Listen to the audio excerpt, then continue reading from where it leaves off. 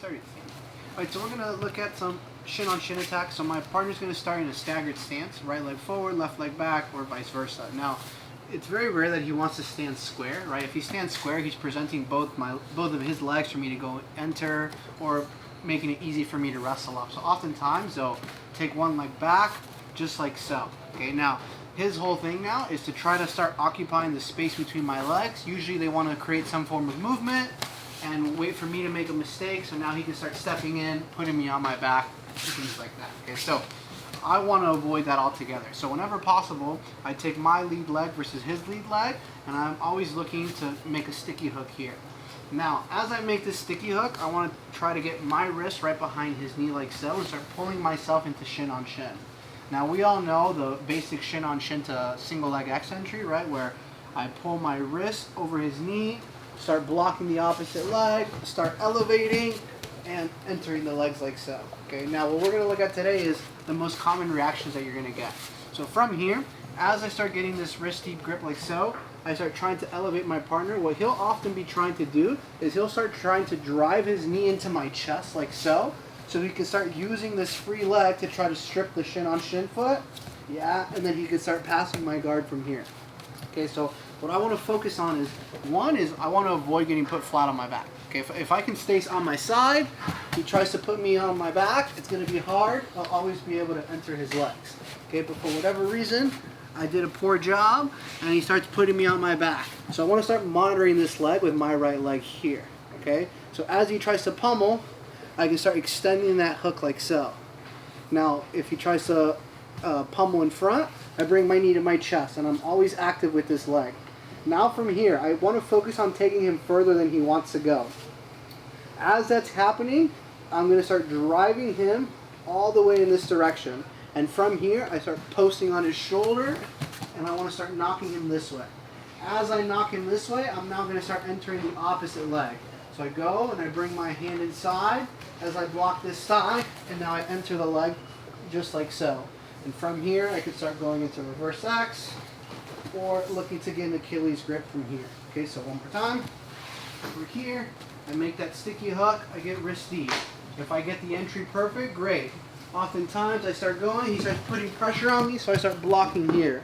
As he tries to pummel that leg, I'm looking to take him further than he wants to go.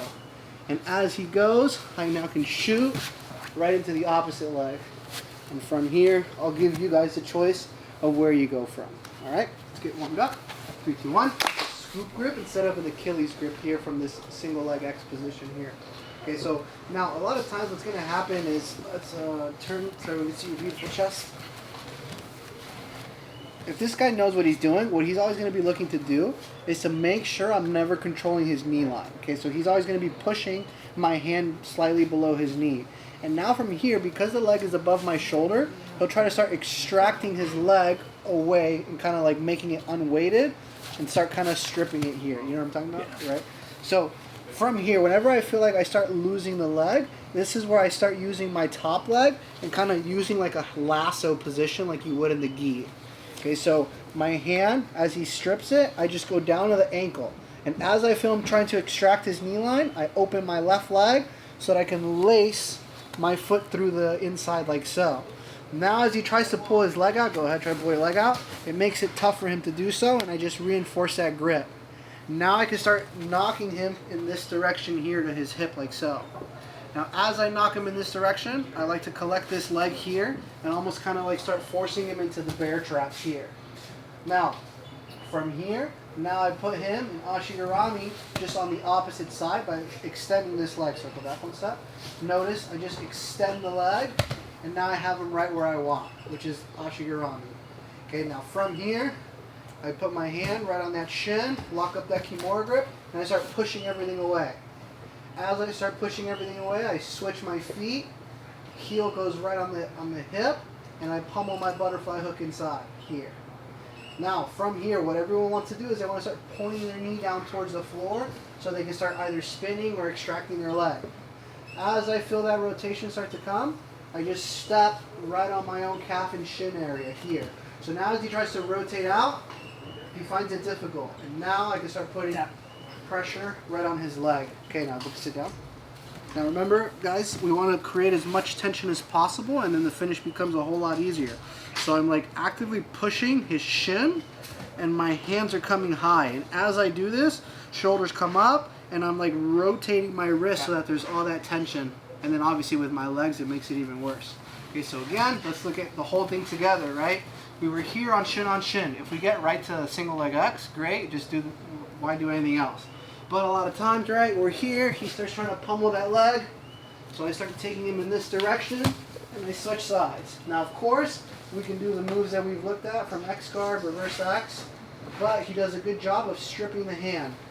As I do this, especially once the match is sweaty, they'll start to extract their leg. So I just catch the heel, and I lasso my leg through like so. Now I want to put him on the side that I'm trapping. So as he tries to pull his leg out, I'm reinforcing it and taking him all the way over, forcing him to turn. Now from here I'm sitting up, looking to collect this leg. As I collect, foot on the hip, and now from here I let him free his leg by extending. As I extend, I get this footlock grip. Hand goes to the shin.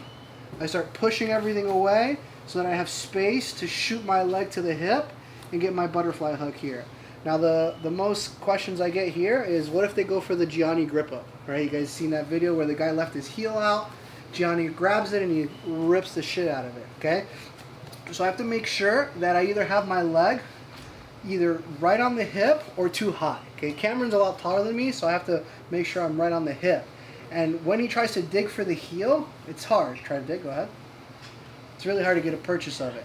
The more he's digging for the heel, the more his shoulders open up, and now I can just turn and knock him to a hip. And now if I knock him to a hip, I step on the hip, and I can start finishing from here. Okay, so if we're worried about the heel hook, read the shoulders, start taking him over. If he stays here and tries to run away, which is what a lot of times happens, go back, which is what a lot of times will happen, I bring my foot right to my shin and calf, I push, he tries to rotate out, go ahead, I can follow him, tap, and finish him as we're rotating as well. Okay, let's give that a shot. 3, 2, 1. The heel on our foot, and for the first one, he turned away. So when he turns away, we just step on the shin and calf. Now, I don't want to say the better thing is, but a more common reaction you're going to get is instead of turning away, they're going to try to put their foot back on the floor and put weight over it, like so. So now when I try to finish him, it's going to be tough to do this, okay? So now from here, pretty soon, he's going to start standing up, right? And from here, he's going to want to start pushing my legs down and trying to extract his leg, and then you lose the position, okay? So the second we feel that we've got the foot on, or he got his foot back on the floor, that means we're flat on our back. If I can start posting on his throat and getting back on my side, this is what I want. So now I can start pushing the foot right back where I want. He tries to put his foot on the floor, it's going to be tough. Okay? If for whatever reason I feel that I can't get back on my side, as he starts building height, I take my butterfly hook out and I bring my knee inside. Now as I bring my knee inside, I keep a butterfly hook. And I start threatening to take him backwards.